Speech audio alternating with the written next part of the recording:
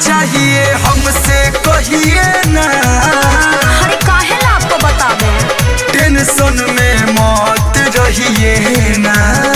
नहीं रहेंगे, आपके भैया है इतना झूठ बोलते हैं। क्या चाहिए हमसे कहिए ना। ना जी हम ना कहो। टेंशन में मत रहिए ना।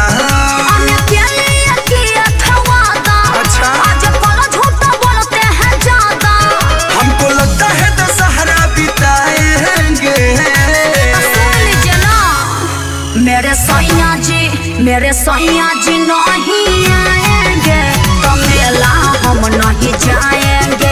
मेरे राजा जी नहीं आएंगे तो मेला हम नहीं जाएंगे।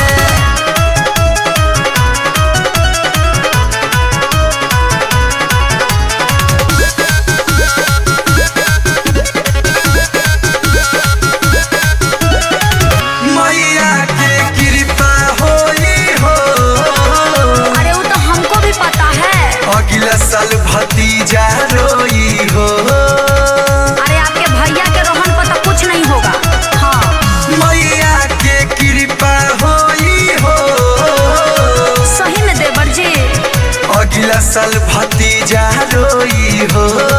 मेरे सैया जी श्याम देहाती। हाँ घर रहते तो उनके साथ जाती।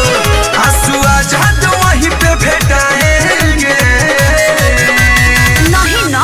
मेरे सैया जी नहीं आएंगे तो मेला हम नहीं जाएंगे। मेरे राजा जी नहीं आएंगे तो मेला हम नहीं जाएंगे। हाँ लास्ट डिसीजन है मेरा।